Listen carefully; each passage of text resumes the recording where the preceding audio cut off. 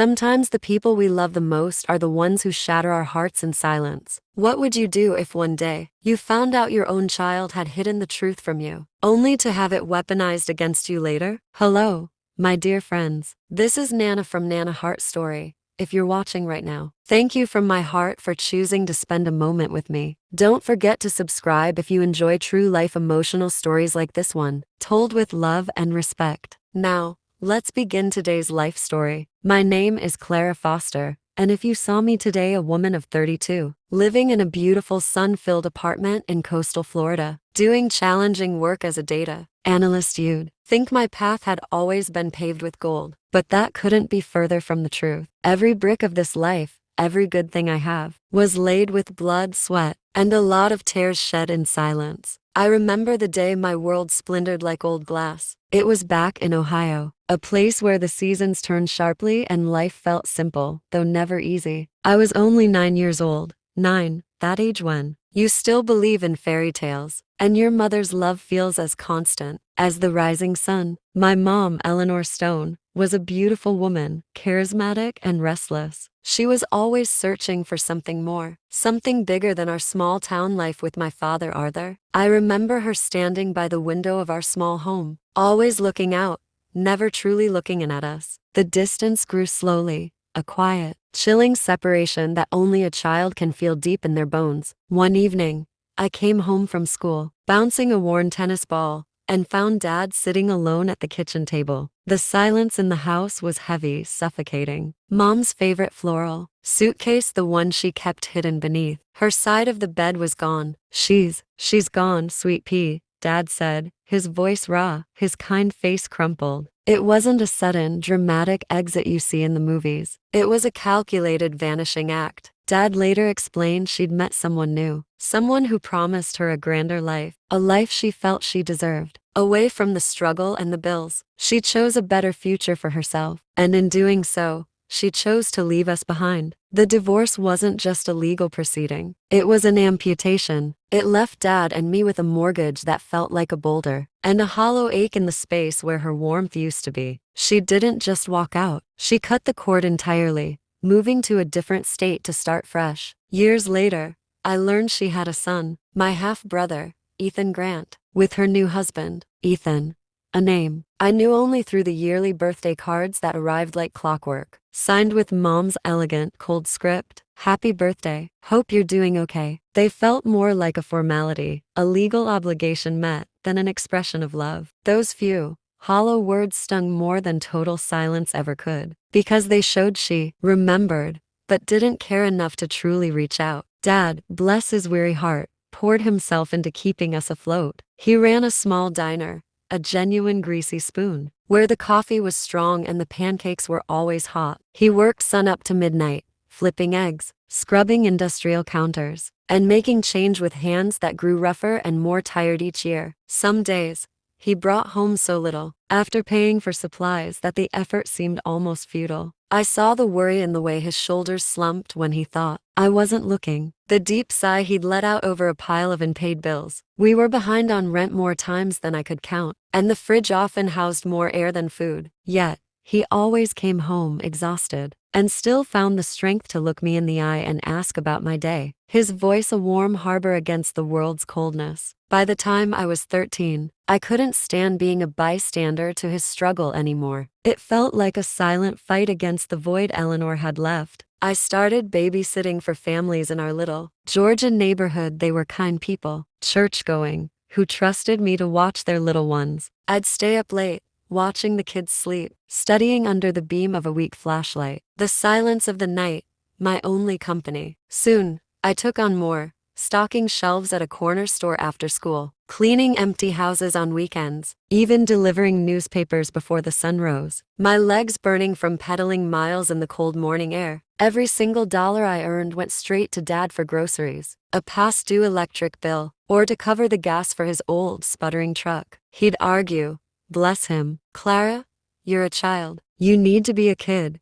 not a breadwinner. But I would insist, pressing the folded bills into his palm. No, Dad, This is our fight, and I'm not fighting alone. I had learned to mask my own exhaustion. I'd pretend my back wasn't aching from scrubbing floors or that my fingers weren't numb from the cold paper route. But beneath the facade, the fear was a constant companion. The fear of failure, the fear of ending up like dad, struggling forever, and the deeper fear, the quiet, constant question of why I wasn't enough for my own mother to stay. School became my battlefield and my sanctuary. I stayed late for every club, especially math, poring over calculus equations until the numbers blurred. It was the only way to drown out the ache of abandonment. Dad, even half asleep after a 17-hour shift, would sit with me at our worn kitchen table, helping with a history paper or quizzing me on geometry. "You can do anything, sweet pea," he'd tell me, his hand resting warmly on my shoulder. "You are stronger than our circumstances. Don't you ever forget that." His words became my shield and my hammer. They kept me going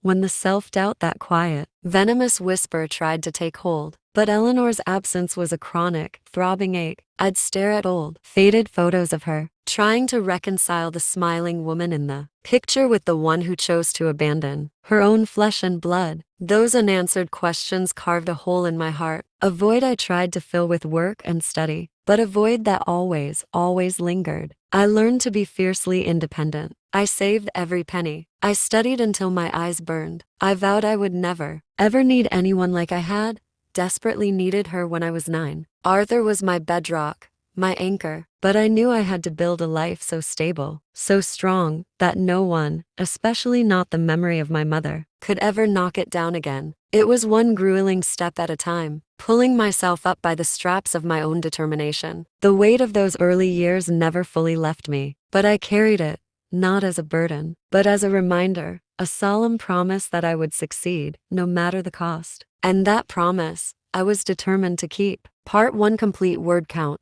1 to 5. Say continue for next. I learned to stand on my own early. Yes, but the past, that quiet, hollow ache, it still haunted the corners of my heart. It was a constant shadow, a reminder that the world wasn't always safe or kind, especially when it came to family. By high school, I understood with crystal clarity that my only exit from that life of quiet struggle, my only way to secure Dad's future, as well as my own, was through education. I buried myself in my books, the scent of old paper and ink becoming more comforting than any expensive perfume. I stayed up late, tracing the lines of algebraic equations, poring over history texts, determined to master every concept and ace every single exam. My guidance counselor, a sweet, sharp lady named Mrs. Miller, who always saw the fire in my eyes, recognized my grit. She steered me toward every available scholarship, every grant, every opportunity that could lift me out of our circumstances.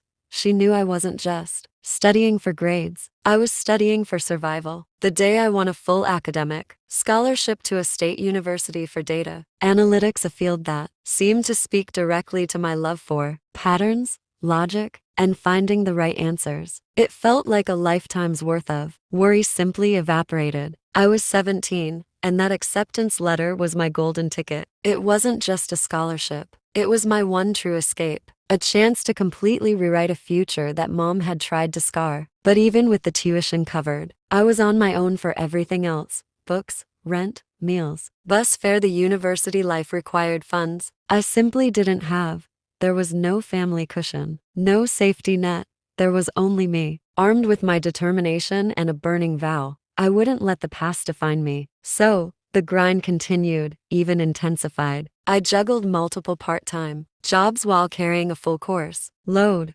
I waited tables at a cramped campus diner, always dodging spilled coffee and juggling heavy trays, while my brain simultaneously tried to memorize code snippets for my next class. On weekends, I was an office assistant at a tiny law firm, filing dusty documents and answering calls. And late into the night, I cleaned the offices, wiping down cold desks until my arms burned with fatigue. My schedule was a relentless taskmaster, up at 5 in the morning, classes all day, work shifts in the evening, and finally falling asleep well past midnight. I was constantly calculating how many hours this week would cover next month's rent. Every single dollar was accounted for, going toward essentials with only a sliver, a precious few crumpled bills, tucked away for an absolute emergency. I pushed through the exhaustion, driven by the knowledge that this temporary pain was paving the road to permanent freedom. College was less a social experience and more a 4-year, high-stakes marathon, but it shaped me. I took extra courses, joined data science clubs, and secured a highly competitive summer internship at a bustling tech startup. The work was intense, crunching complex data for hours on end, but it honed my skills, sharpened my mind, and confirmed that I was good at this. I was truly good. By graduation,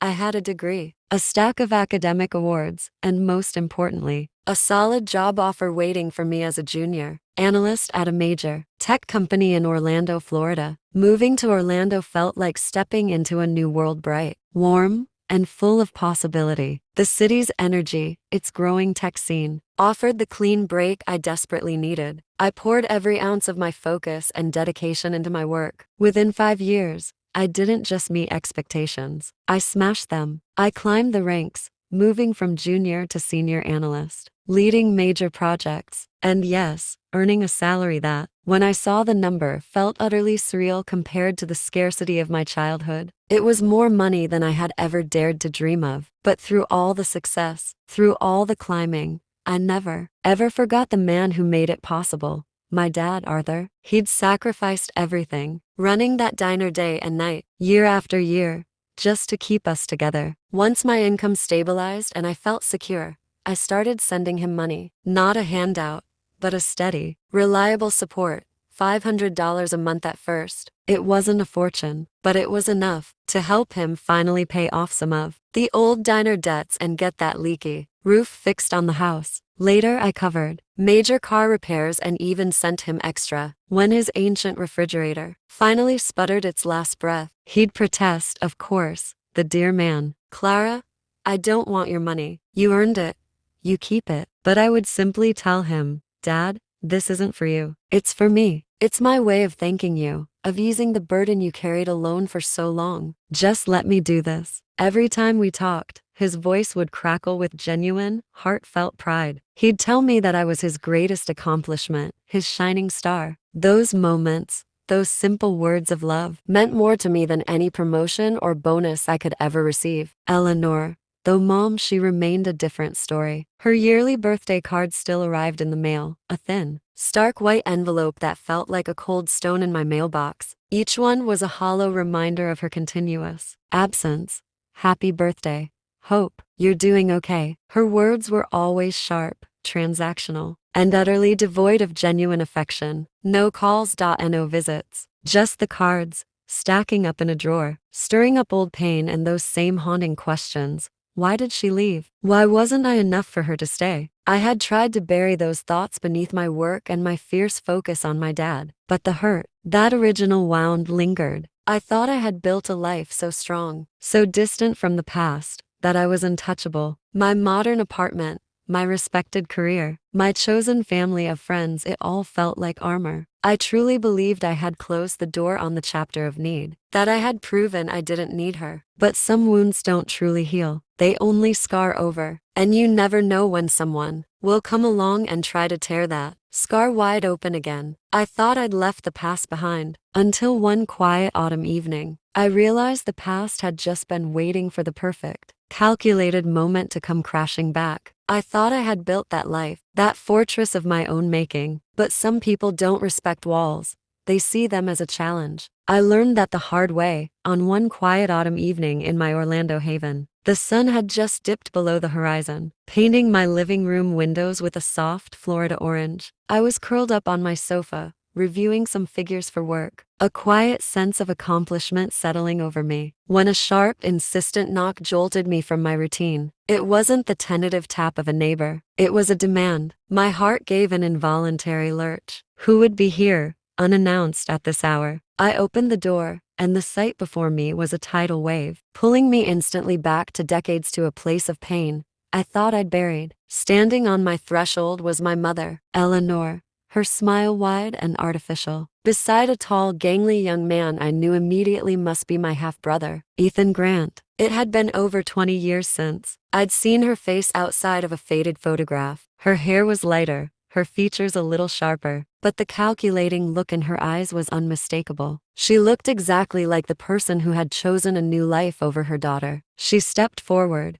her arms open, an exaggerated gesture of warmth. "Clara, my sweet girl, it's been far too long," she cooed. Attempting to pull me into a hug, I instinctively resisted. The smell of her perfume, expensive and cloying, felt foreign and wrong against my skin. Ethan, however, barely spared me a glance. He was slouched beside her, eyes glued to a phone that looked far too costly for someone who was supposedly struggling. He muttered a half-hearted, dismissive greeting, the very picture of bored entitlement. I managed to usher them into my living room, the space I had meticulously created to feel like home, but their mere presence made the air thick and hostile, turning my sanctuary into a foreign, tense place. I felt exposed, watched. Eleanor's eyes weren't fixed on me. They darted around the room, lingering on the sleek, modern furniture, the expensive art prints, the expansive view of the city skyline through the glass. She was taking inventory. She started with small talk, how she'd miss me terribly, how incredibly proud she was of my success. But her words felt hollow, rehearsed, like lines from a community theater script. The entire performance was clearly an elaborate, unsettling prelude. Then,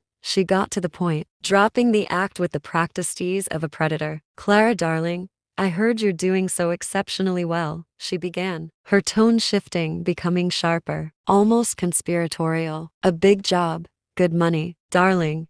She leaned closer, her smile tightening, losing all pretense of maternal affection. "You see, Ethan is starting college soon, a very prestigious private university. His tuition, well, it's about $60,000 a year. And well, we need your help." My blood ran cold. $60,000. Just a little support, perhaps, she continued, her voice suddenly soft, almost pleading. "Maybe $3,000 a month to help us keep things afloat." The numbers were staggering, but it was the casual entitlement that truly hit me. A sickening punch to my gut. It was a demand, not a request. And it was delivered with the belief that I was simply an ATM she hadn't accessed in 20 years. Ethan finally looked up from his phone, a sneer twisting his lips. "Nice place, but it's kind of small for someone who's making bank like you are," he remarked, his voice dripping with disdain. Then, without an ounce of respect, he sprawled across my pristine cream-colored sofa, propping his designer sneakers right up on my coffee table as if he owned the whole building. "You could definitely do better," he added, scrolling again,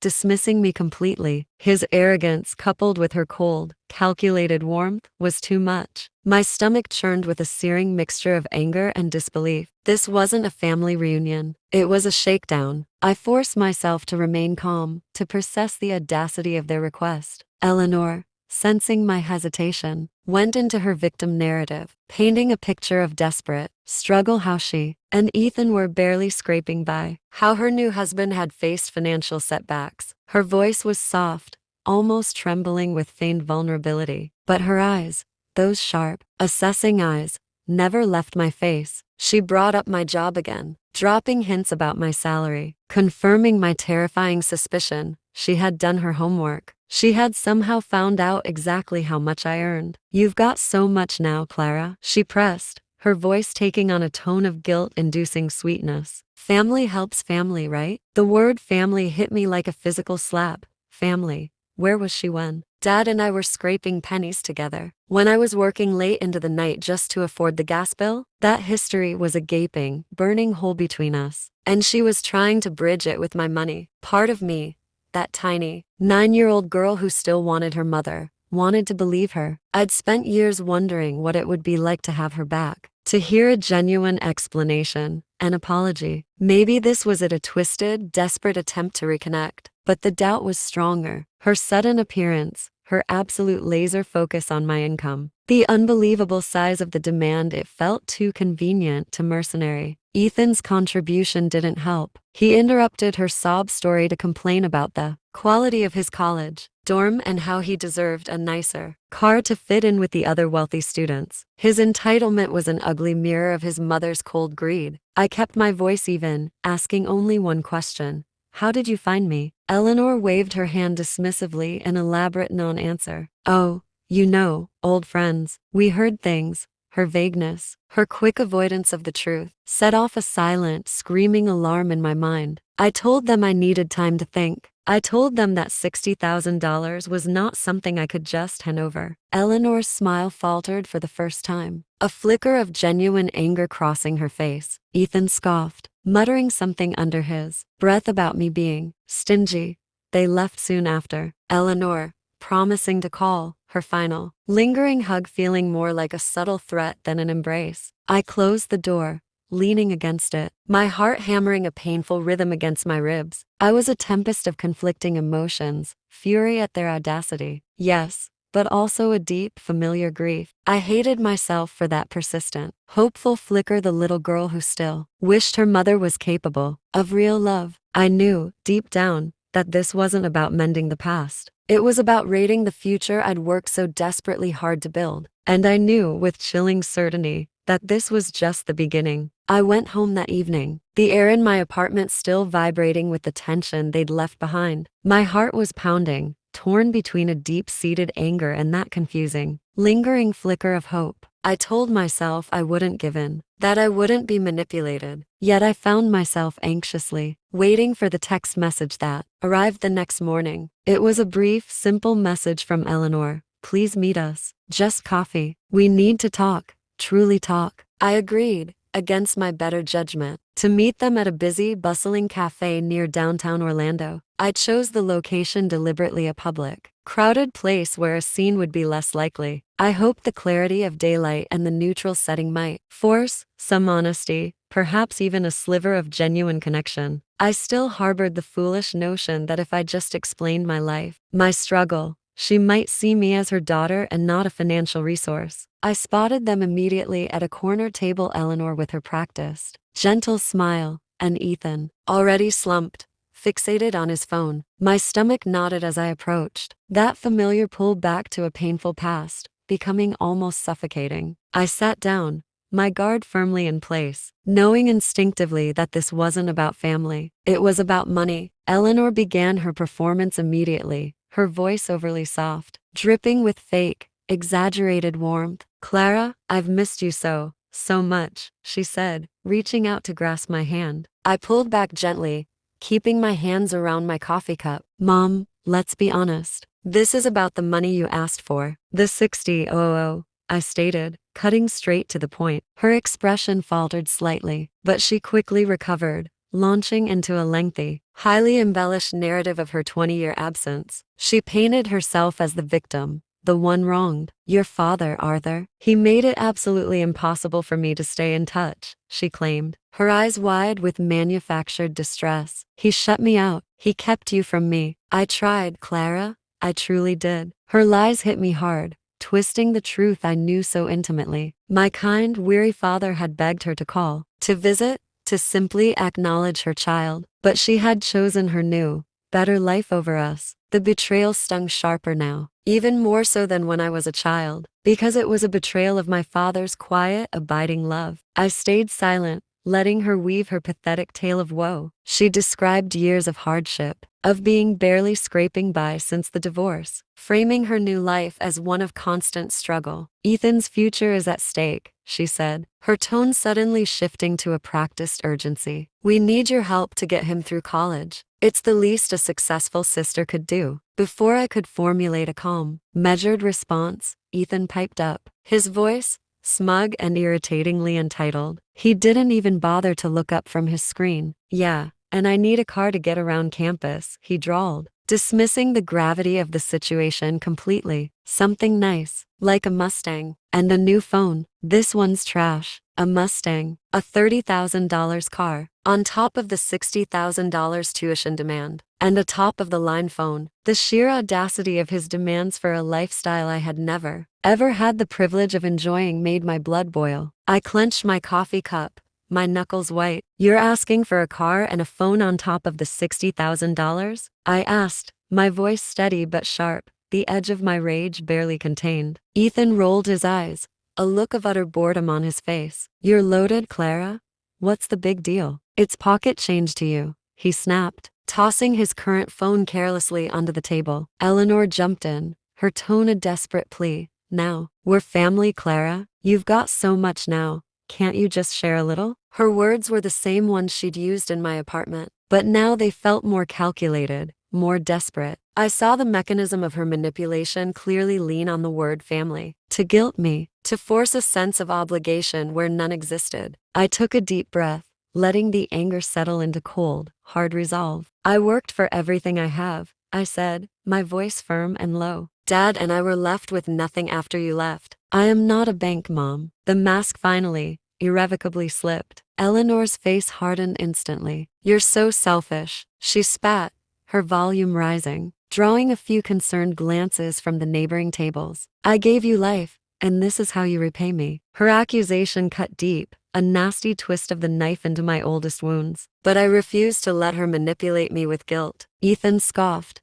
leaning back in his chair. "Figures you'd be like this. Dad was right about you." His jab, implying that Eleanor's new husband had been feeding him lies about my character, was a low blow. The argument escalated quickly. Eleanor's voice went shrill, blaming me for her absence, twisting the past with venom. "If you'd just reached out, things could have been different. I was 9 years old when you left," I shot back, the years of hurt finally spilling over. "You sent cards, not calls. Don't you dare put this on me." My heart was pounding, the noise of the cafe fading around us as the years of pain erupted into the open. Ethan started yelling that I was stuck up, too good for them, and that I owed them for all the imaginary struggles they'd been through. I stood up abruptly, my chair scraping harshly against the cafe floor. "I'm done here," I announced, my voice trembling with the force of my rage. "I don't owe you anything." Eleanor grabbed my arm, her grip surprisingly strong and tight. "You regret this, Clara," she hissed, her face contorted with cold frustration. I pulled my arm free and walked out of that cafe without looking back. Their voices, fading behind me,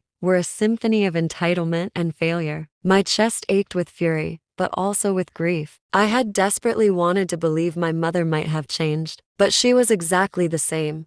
A woman who only saw people her own children, even as instruments to get what she wanted. I knew they wouldn't stop here, and I was right. I drove home from the cafe, the confrontation still buzzing in my ears. I felt physically sick, violated by their greed, and hollowed out by the final, brutal confirmation that Eleanor was not interested in being my mother, only in draining my resources. I knew I had to brace myself. They wouldn't accept my no. Sure enough, that very afternoon, as I was trying to regain my focus and work on a crucial data model, my apartment buzzer screamed to life. It was them. Again, I hesitated, my hand hovering over the intercom. They were uninvited, unexpected, and utterly unwanted, but I also knew refusing them entry would only lead to a public scene outside my door, and I was tired of the drama. Against every alarm bell in my gut, I pressed the button and let them in, hoping a final, clear conversation would end this nightmare. Eleanor walked in first, her smile tight and brittle, her eyes darting nervously around the entryway, a telltale sign of anxiety and calculation. Ethan followed, leaning against the wall, scrolling his phone, his expression bored and expectant. My pulse hammered against my ribs. The atmosphere was electric with unspoken malice. "We just want to talk," Clara, Eleanor said, her voice overly sweet, but the false sincerity sent a chill down my spine. I didn't invite them to sit. I stayed near the kitchen counter, arms crossed, keeping my distance. I wasn't going to let them get comfortable in my space again. Eleanor began with small talk, trying to ease back into her role as the caring mom, asking pointed questions about my job.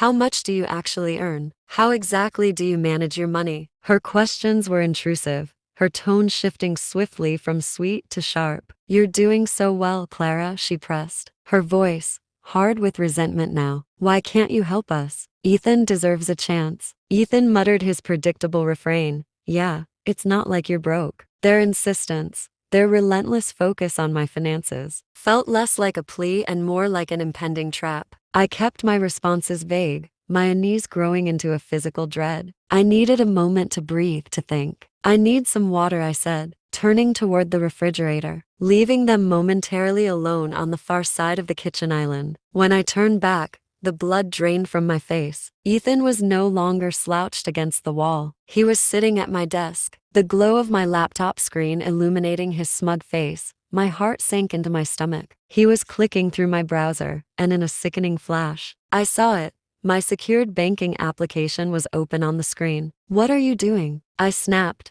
rushing across the room, pure adrenaline surging through me. Ethan shrugged, completely unfazed. "Already moving away from the computer. Just checking it out," he said, the smirk fixed on his face. Eleanor jumped in immediately, her voice shrill and defensive. "We were just curious, Clara. You have so much. Why would you hide it?" Her words confirmed my deepest, darkest fear. They weren't here to reconnect. They were here to rob me. They were desperate, and they were escalating the situation into an act of literal, digital theft. I yanked the laptop away from the desk, my hands shaking with cold fury. "You don't ever touch my things," I said, my voice low and dangerous. I checked the screen. My financial dashboard had indeed been opened. Worse, I saw a history of failed login attempts. They had been trying to access my accounts. My mind raced back to Eleanor's earlier words. "I heard things about your income." With trembling fingers, I opened my personal email and found what I dreaded. There, in my sent folder, was a forwarded message from Dad's account, detailing my job title and current salary, and it had been sent to Eleanor's email address. The betrayal hit like a physical punch, a deeper, more devastating blow than any theft. She hadn't just used me, she had used my father. She had somehow compromised his email,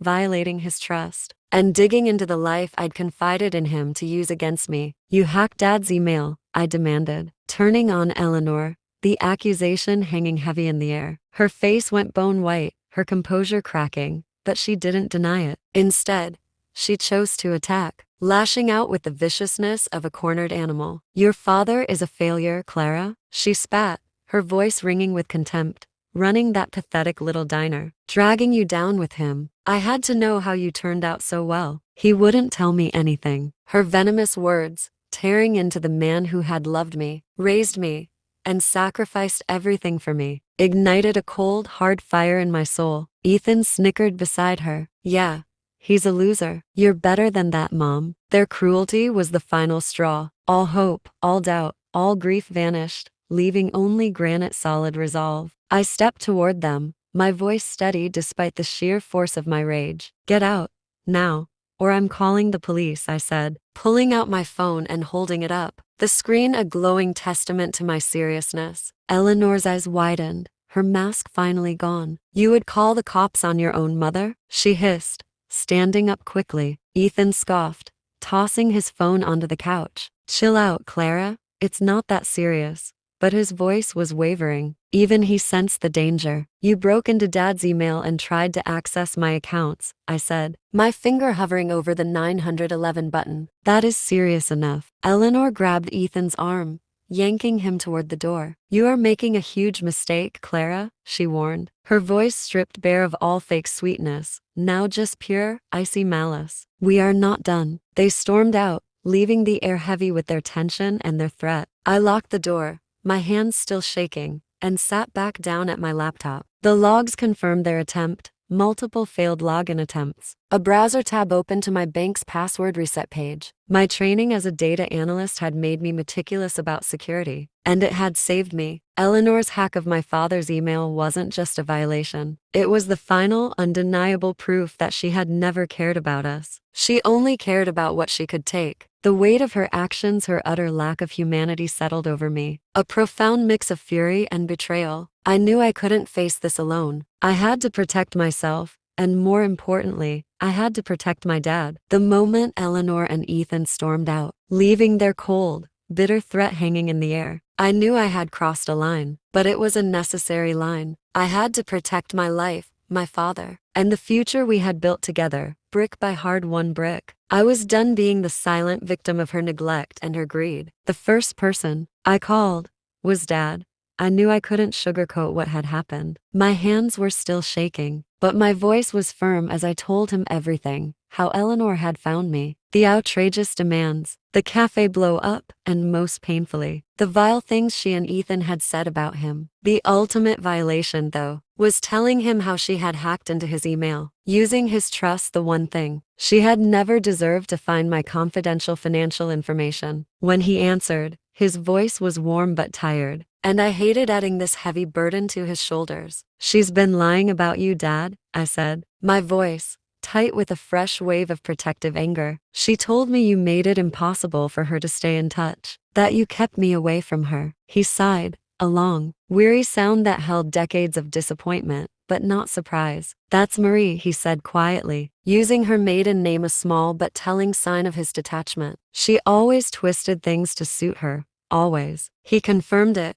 His email had been compromised. He'd noticed a few weeks ago that he couldn't log in easily, that someone had changed his password, but he'd simply attributed it to the confusing complexity of modern technology. It crushed me to hear how she had violated his trust yet again, but it also hardened my resolve. I had to create a legal shield, a wall of iron that she could never breach. The very next day, I reached out to an attorney recommended by a colleague, a sharp, methodical lawyer named Mark Sullivan. Mark was no nonsense, and he listened to my story, reviewing the evidence I had collected, screenshots of the login attempts, the forwarded email from Dad's account, and my detailed chronological notes. "This is serious, Clara," he stated, his voice professional and grave. "Her unauthorized access and the financial demands constitute harassment and digital trespass. We need to move immediately." Our first move was to file for a restraining order at the Orlando courthouse. We cited Eleanor's unauthorized access to confidential information, her aggressive demands, the violation of my property, the laptop, and Ethan's complicity in the scheme. The process was grueling, filled with tedious paperwork, sworn declarations, and a brief, uncomfortable hearing where Eleanor and Ethan's sheer entitlement was on full display. Eleanor tried to play the victim one last time, weeping about being estranged from her daughter. But Mark's methodical presentation of the facts, the technical evidence, the dates, the recorded threats left no room for doubt. Within weeks, the court ruled in our favor. The judge granted a permanent restraining order against both Eleanor and Ethan Grant, legally barring them from contacting me, communicating with me through any means, or coming within a significant distance of my home or workplace. The judge's ruling felt like a physical weight had been lifted from my chest. It wasn't just a legal document, it was a sanctuary,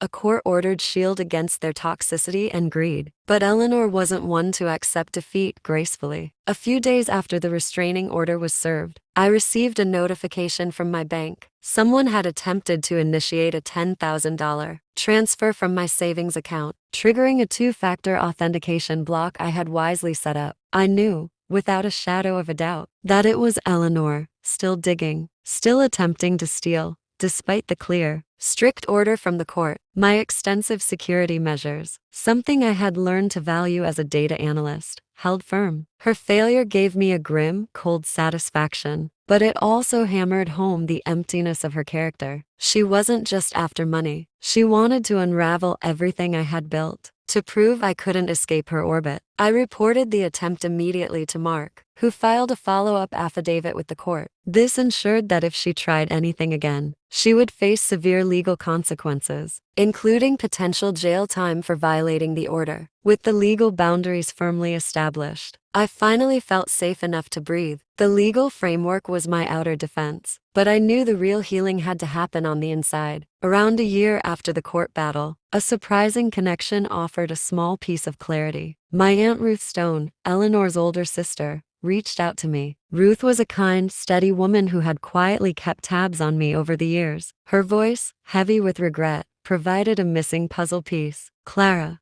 she told me, her voice trembling slightly, "Marie's been like this since we were kids. It's always been about what she can take, what she can get." Aunt Ruth shared stories of Eleanor's lifelong manipulations, how she'd lied to relatives, borrowed large sums of money she never repaid, and twisted events to always make herself look like the victim. Ruth's honesty helped me see something profoundly important. Eleanor's betrayal wasn't personal. It wasn't about me not being enough. it was simply who she was. Her failure as a mother was her own, not mine. This realization that her actions were a reflection of her own brokenness, not a statement on my worth, was the true beginning of my healing. It was the moment I finally started to let go of the silent, heavy shame I had carried since I was 9. I had fought hard to survive her abandonment. Now, I had to fight to forgive myself for letting her ghost haunt me for so long. The legal battle was over, but the emotional battle was just beginning. With the legal boundaries secured, and Aunt Ruth's honest words providing a painful yet necessary clarity, I finally had the space to begin the real work, healing the wounds Eleanor had inflicted. I realized that my success was a triumph, but I couldn't let my mother's failure continue to define my emotional life. I started seeing Dr. Ellen Brooks, a therapist highly recommended by one of my colleagues. Dr. Brooks was patient, kind, and incredibly insightful. She understood the complex trauma of abandonment coupled with this recent, aggressive betrayal. In her calming office, filled with natural light, I began to unpack the heavy baggage I had carried since I was a child. "You've carried her choices too long, Clara," she told me gently in one session. "The guilt you feel for not being enough for her, that is misplaced. Her absence was her failure, not yours." Those words, her failure, not mine, were a revelation. They were permission to finally let go of the shame. Through months of deep, necessary work, I learned to separate Eleanor's brokenness from my own self-worth. I realized that for 20 years, I had been working to prove her wrong, rather than simply living for myself. The goal shifted from escaping her shadow to embracing my own light. I learned to heal without allowing her toxic presence to continue to define me. I stopped wondering why she left and focused on how I would choose to live now that she was definitively gone. Meanwhile, the ripple effects of Eleanor's greed continued in her own life. Word of her actions, her manipulations, the lies she told, the constant debt she racked up spread through her limited social circles. Friends and relatives, tired of being used and lied to, finally cut her and Ethan off. They eventually moved to a much smaller town, their social circle shrinking to nothing. It was a fitting, though quiet, consequence for their profound self-absorption and greed. Inspired by my own journey and the help I'd received along the way, I decided to take a meaningful step forward. I founded a small, grassroots charity right there in Orlando. I began funneling a portion of my substantial income, the money Eleanor had desperately tried to steal, into a fund designed to support kids from struggling families. The fund offered scholarships and mentorships, focusing on helping determined young people access education and opportunities. Exactly the things I had fought so hard for growing up in Ohio. Launching it felt like giving back to the girl I used to be, ensuring that fewer children felt the isolating panic of constant financial struggle. I wasn't alone in this endeavor. My friend Kara, a vibrant, passionate social worker I'd met through a community group, helped me set up the organizational structure. Her enthusiasm, infectious. Nina, a fellow analyst at my company, designed the charity's website, using her skills for good. And Ryan, my kind-hearted neighbor from the first floor, spread the word through his extensive community network. Their support, their willingness to show up for me and for this cause, reminded me that I was no longer that lonely, overworked teenager. I was surrounded by a strong, loving community. Through it all, Dad remained my steadfast anchor. I often welcomed him to my sunny Orlando apartment, watching his face light up with pride and simple contentment at the life I had built. He loved the city, loved sitting on my balcony, watching the world go by. Kara, Nina,